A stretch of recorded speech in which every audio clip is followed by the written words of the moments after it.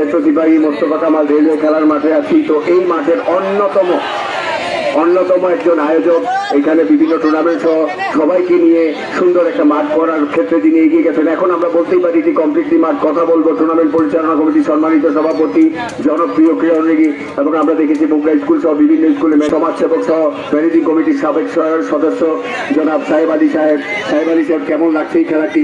যেহেতু এটা একটা বীরশ্রেষ্ঠ মোস্তফা কামালের নামে, যিনি বাংলাদেশের বরেণ্য ব্যক্তি, আপনারাও এই জায়গার জন্ম, আমরা এখানে এসে গর্ববোধ করছি। সেই ক্ষেত্রে খেলাগুলো গেলে বড় ধরনের কোনো সেলিব্রিটি কিংবা আমাদের এই যে মন্ত্রণালয় বা বিশেষ কোনো দায়িত্ব যারা আছে তারাই মাঠে আসবেন কিনা একটু জানতে চাই আপনার কাছে। বীরশ্রেষ্ঠ সিপাহী মোস্তফা কামাল খেলার মাঠে আয়োজিত যারা আমাদের যুব সমাজে তাদেরকে অন্যত ধন্যবাদ। এই মাঠ নিয়ে কিন্তু আমাদের অনেক অক্লান্ত পরিশ্রম করছি, এখনো আমরা এই মাঠের ব্যাপারে পরিশ্রম করতেছি। এটা আমাদের বীরশ্রেষ্ঠ সিপাহী মোস্তফা কামাল নামকরণ করা হয়েছে। আমরা ইনশাল্লাহ যতদিন বাংলাদেশ থাকবে এই মাঠও ইনশাল্লাহ আমাদের ওই নামের উপরে থাকবে। এটা কোনো ব্যক্তিগত সম্পদ নয়, এটা একটা রেলওয়ার কর্তভূমি। আমরা এটার জন্য সর্বোত্তর এলাকার জনগণ ৮-৯ গ্রামের মানুষ প্রকৃতভাবে দিন রাত পরিশ্রম করে যাচ্ছি। ইনশাল্লাহ আমরা এই মাঠে খেলা উপভোগ করতে পারি। আমাদের এলাকাবাসী, আখাউড়া উপজেলাবাসী আনন্দিত, সবাই ইনশাল্লাহ এই মাঠের পক্ষে আছে। আর খেলাধুলা বারে বল, মাদক ছেড়ে গলতে চল, এই একটা জিনিস নিয়ে আমাদের এলাকা বর্ডার এলাকা মাদক সিলেক্ট হয় ছেলেমেয়েরা।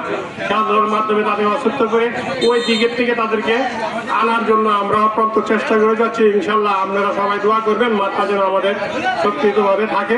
এই মাঠের জন্য যেন আমরা সকলের কাজকর্ম করতে ভবিষ্যতে আজীবন এরকম টুর্নামেন্ট চলবে। এরপর আর কে টুর্নামেন্ট আমরা পারবো ইনশাল্লাহ। এখানে অন্য দলীয় নেতৃবৃন্দ যারা আছে, সামনের টুর্নামেন্টের যে ফাইনাল খেলা হবে আমরা তাদেরকে আমন্ত্রণ জানাবো।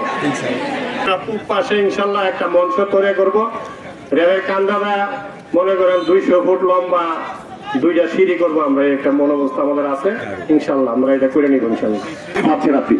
আজকে আপনি প্রধান মেহমান। আসসালামু আলাইকুম। আমাদের প্ল্যান আছে যে এবারটা টুর্নামেন্ট মানে ফ্রি টিভি দেওয়া হয়েছে, আগামীতে ডাবল বা মোটরসাইকেল দিয়ে টুর্নামেন্টে যাওয়ার চিন্তা ভাবনা আছে।